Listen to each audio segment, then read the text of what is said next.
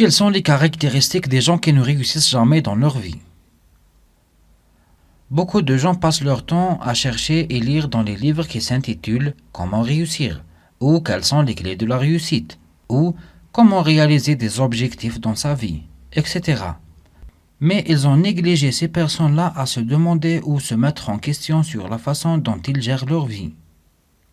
Si cette façon-là n'apporte pas des résultats satisfaisants, ou ils ont arrivé à l'impasse. Pourquoi échouons-nous alors? Et pourquoi ne réussirons-nous jamais?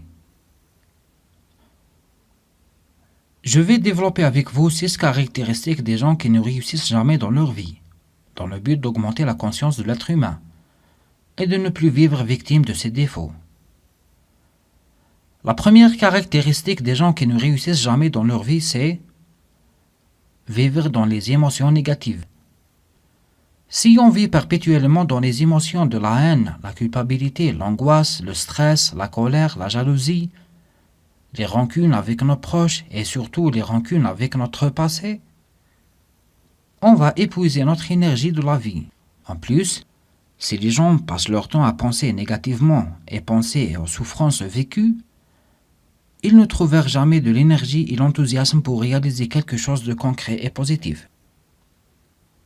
La deuxième caractéristique, vivre dans l'ignorance.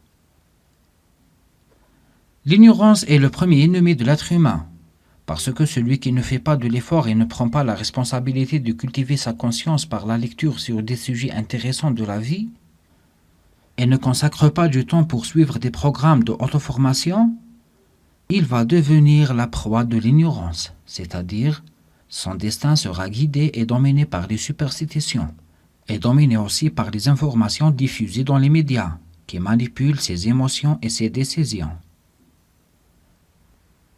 Troisième caractéristique. On est en train de développer maintenant un point très essentiel, c'est dépenser plus que la somme gagnée.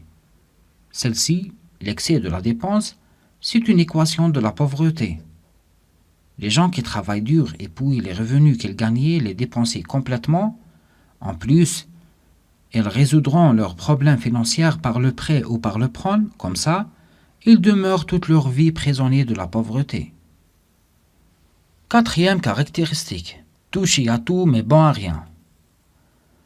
Beaucoup de gens prétendent qu'ils savent tout sur tous les domaines, mais pratiquement si je leur demandais de mettre leurs connaissances en œuvre, ils vont fuir par des prétendantes, comme ils n'ont pas du temps, ou ils n'ont pas pris ce moment-là, ou leur niveau intellectuel est plus élevé que la tâche que vous l'avez confiée. Ces gens-là sont des pseudo-intellectuels, parce que pratiquement ils ne savent rien et ils n'arriveront jamais à aucun but. Cinquième caractéristique. Celui qui attend tout de la part des autres mais ne donne rien de retour, c'est-à-dire un égoïste. L'un des lois naturelles de la vie, c'est on récolte ce que l'on a semé. Si quelqu'un prend un panier pour récolter les fruits de la vigne qu'il n'a jamais implantée, en lui demandant de vérifier sa santé mentale. Le même exemple pour celui qui demande l'augmentation de salaire mais il ne fait pas son travail comme il faut. Ou celui qui n'a jamais aidé les gens autour de lui et quand il tombe dans une situation critique, il proteste. Pourquoi les gens ne viennent pas pour m'aider? Alors que la nature ne récompense pas l'égoïsme. Sixième et dernier point, abandonner face à l'échec. Napoléon Hill dit « Beaucoup de gens abandonnent le défi après que 3 expériences d'échec. » Et il oublie que chaque échec porte en elle le germe d'une opportunité de réussite.